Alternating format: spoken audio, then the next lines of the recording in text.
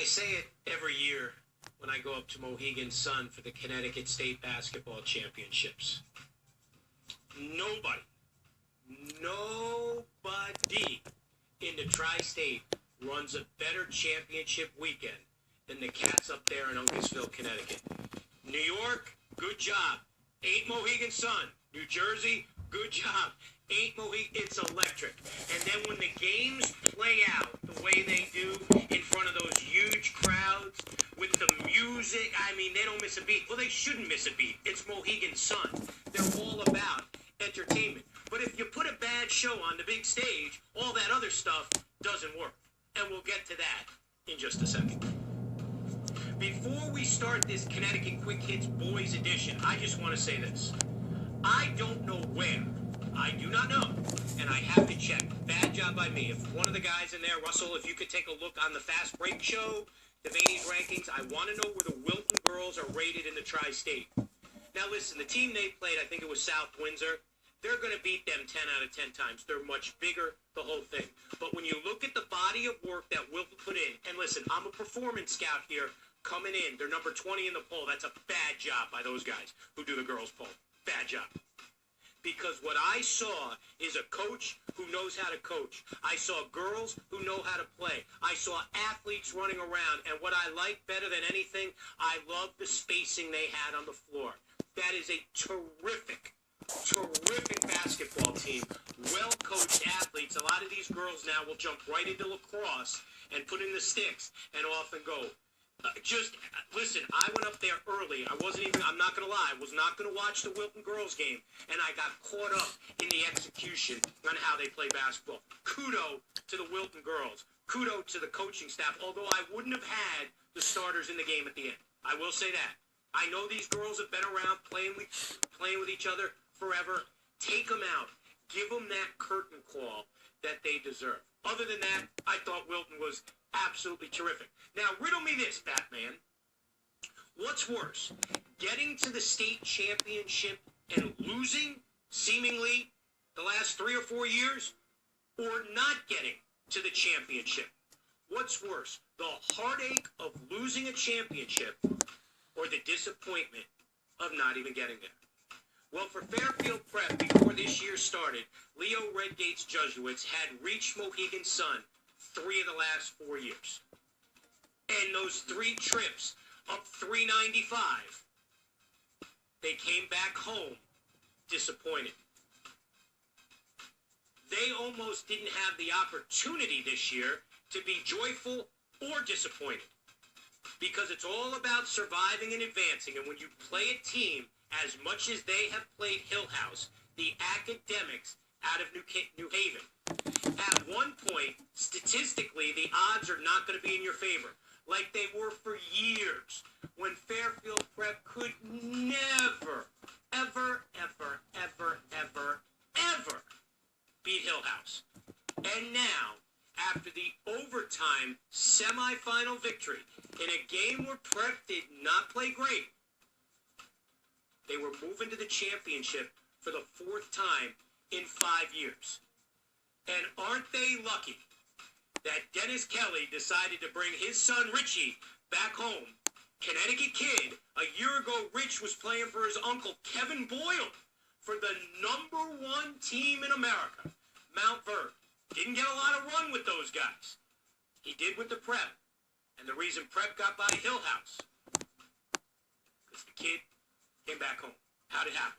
Well, early on, Tommy Nolan, who just plays as determined a game of basketball as anybody you'll see in the Tri-State, his eyes will rip right through you when you play. Prep up 5-0, but the academics, 3-ball here. Troy Walters gave Hill House a 17-14 lead after 1. Second quarter, Hill House is up 33-22 after the Kasperick basket. Third quarter, here's Kelly. He kicks it out to Matty Gurix. Gurix doesn't make a lot of baskets, but he makes big shots for the Prep. Like the way he plays. Johnny Lewis, open layup. Go home, everybody. Hill House is going to end the Prep win streak. But Nolan, look at the move here. Going to Fairfield U next year. Oh, the spin back, and then he gets it to go. But here off the inbounds, Knowles is going to commit his 5th foul. He tells Kelly, hey man, go out and do your thing. Do what you do. How about this? Ryan Foley, wonderful high school basketball player, ties it at 48. He had 7 with 40 seconds left. Hillhouse trying to get that last shot, but my man, Patrick Harding, the sophomore, the steal, doesn't make it. But they're going to overtime. They're going to play some extra basketball. And in the overtime, it was pretty simple. You win championships when you make free throws. Foley out on the break. He trips. They call the foul. Prep would hit 11 free throws. Kelly in the game, terrific. They didn't shoot free throws great until the 4th quarter and overtime. Here comes the bomb squad. Kelly, 14 of 17 free throws in that game. Absolutely unbelievable. It's truly amazing when you think the juxtaposition of Fairfield Prep basketball. A year ago in the state final, they led Bridgeport Central by 18 at the half. Go home, everybody. This thing is over. By the end of the 3rd quarter, Bridgeport Central had a 1-point lead over Fairfield Prep. Truly, I was up in Albany covering the New York State Championships, following it on Twitter. Could not believe what I was happening. And then in the semifinal, Prep down 11, come back to win the game. And when you think about what the White Fox, Leo Redgate, has done this year for Fairfield Prep, and there are people out there who kill Leo. They kill him, you get to the championship, you never win, blah, blah, blah, blah, blah. But he keeps getting them there. How many coaches would love the opportunity, 1, to have Leo's hair, and 2, get to the championship seemingly every year? And that's all he's done. And he gets killed. He gets killed. The guy loves his kids. He loves his kids. And the fact that Leo Redgate got this Jesuit team back to Mohegan Sun blows my mind. Because first of all, when the skyscraper Pasquale Chakwu goes up to Providence to play for Eddie Cooley, that's it. It's over. Redgate's never going to... And then his brother, Pascal's brother, Ray Featherston, a wonderful, diminutive point guard who had a terrific summer season, blows out his knee, done for the year. Pack it up, Prep. You are done. And then they keep winning and win. Nolan gets hurt. Bad ankle sprain. Out 3 weeks. Lose to Hamden. It's over. It's over. Nolan comes back. Prep's at full strength. They get to the SEC championship, and they get embarrassed. Embarrassed by career.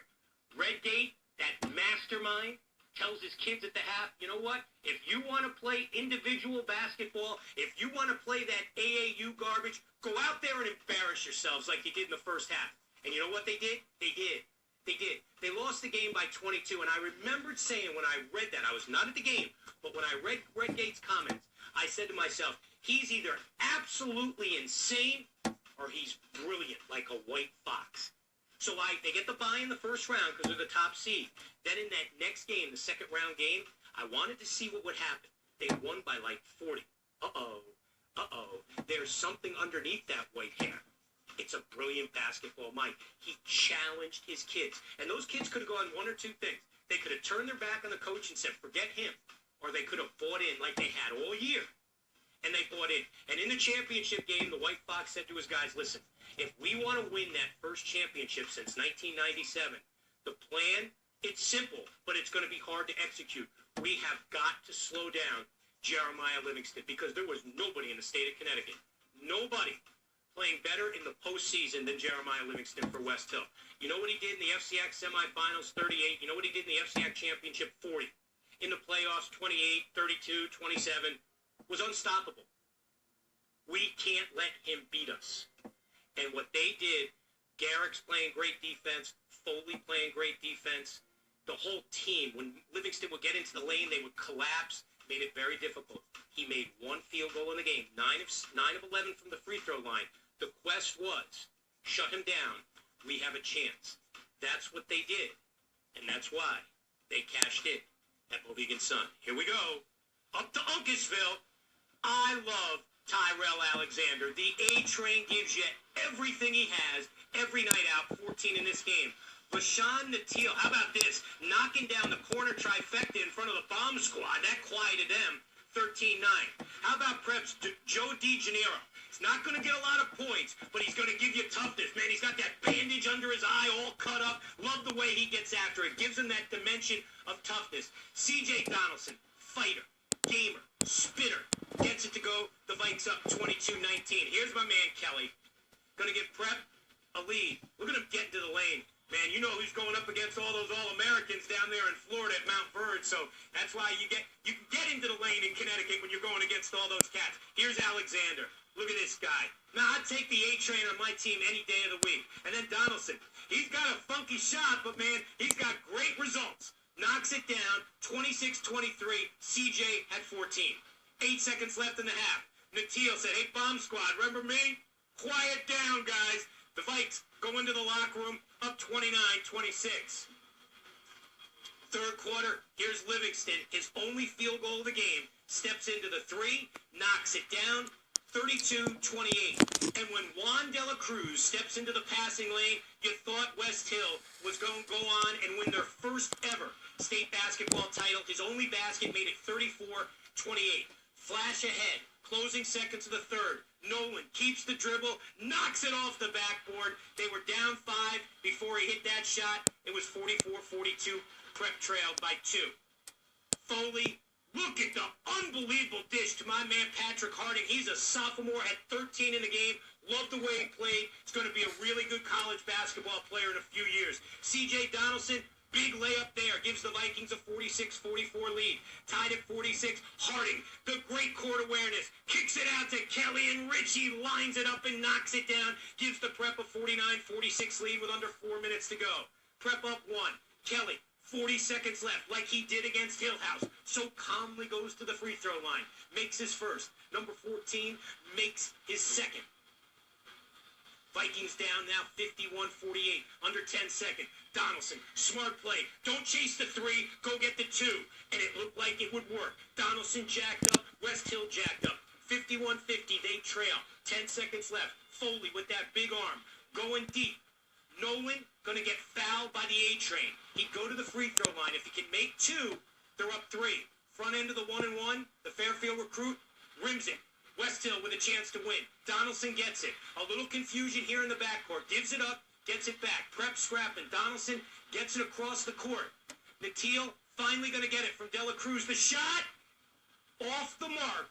And Fairfield Prep, for the first time in their last 4 tries, rings the bell and wins their first title since 1997.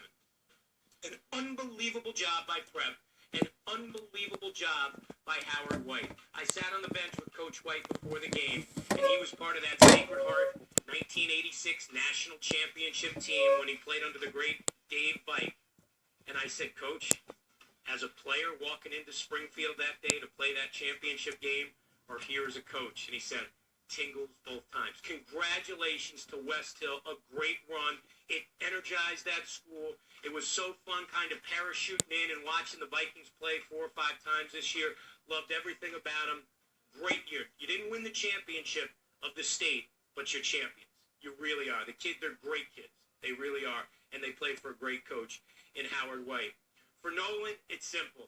Heartache. I mean, he and Leo Redgate felt the heartache. Year in, they lose. Get their lose. Nolan, after the game, just plays so hard. What a competitor. And you can see when I talked to him after the game, this cat was spent.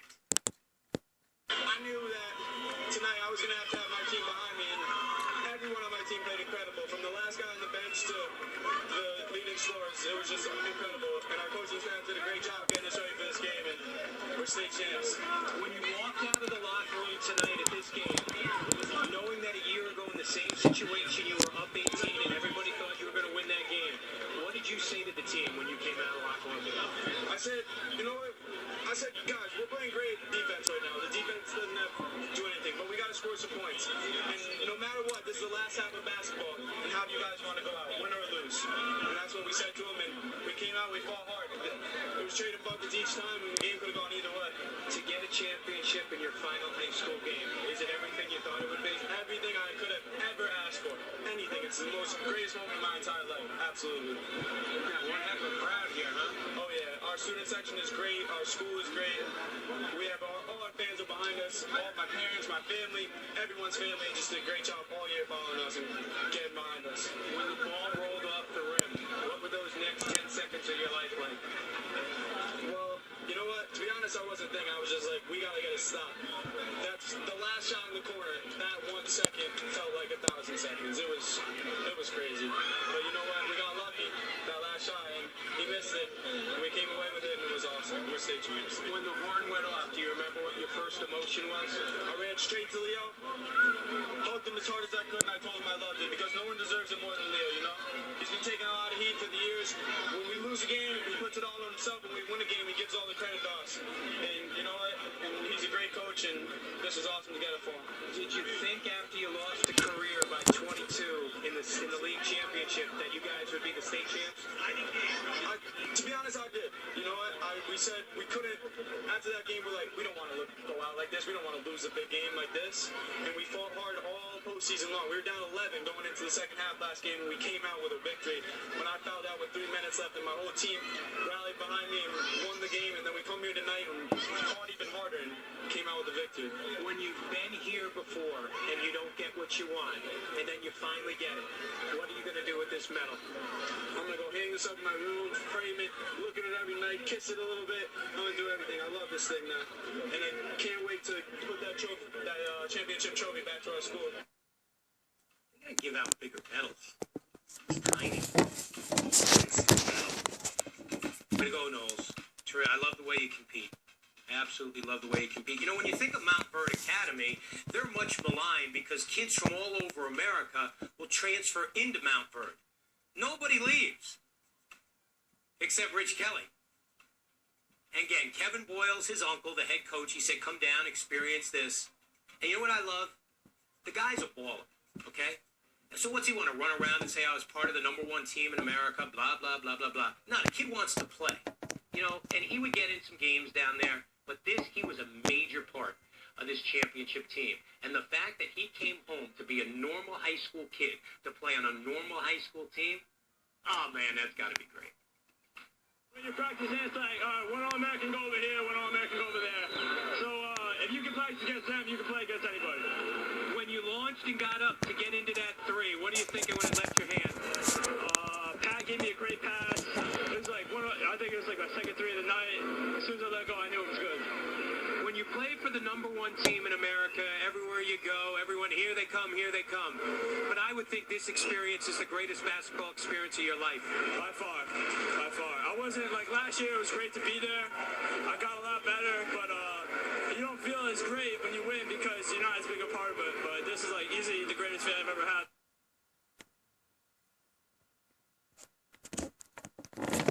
Is that there was pressure finally, not only to get here like you have been, but to win this game. Definitely. Coming in, there's a lot of pressure. I was just trying to block it out and say it's just another game. But it's just great to win. Will you call Coach Boyle and say you got yourself a nice title? Yeah, 2 times, baby. Should bring that medal when they come to Christ the King to play in part of the Dick's National High School Tournament. Say, hey, Kev, Uncle Kev, check this out, pal. Way to go, man. I tell you what, I feel really good for Leo Redgate. You never want to be known as the guy that gets them there all the time and can't win it. And they've been close. They've been close. And as I said before, much maligned. Why? All the guy does is he's a good role model for the kids. He teaches them basketball. He teaches them life skills. And oh, by the way, seemingly every year they get to the championship. I'm really happy for the school. I'm so happy for the boys. And most importantly, I'm proud of the boys that came before them. Guys like Terry Tarpey, Pascal Trudeau, Tippy Tala, guys that just bought into this, to what we're trying to do, the brand of basketball we're trying to play. And I'm really, really proud of the school. We believed all year long that we could be a nice team, and we played such unselfishly in the second half. I thought we took a little more time on offense. Our shot selection wasn't fantastic in the first half, but we toughed it out, and that's been our story all year. I'm really, really proud of them. And I think we did a great job defensively. That's what I was going to ask you. You told me in the tunnel before the game, in order to win, you had to control Jeremiah Livingston. You did a terrific job. I thought we did well. Thank you. Jeremiah is an incredible player. Howie's done a great job with his team the whole year. I've been on the other end, and I know it stinks, but they should be really proud of the program and the way these boys represented their school and the whole city of Stanford. But the thing I take away about it is our pride. We're so proud of our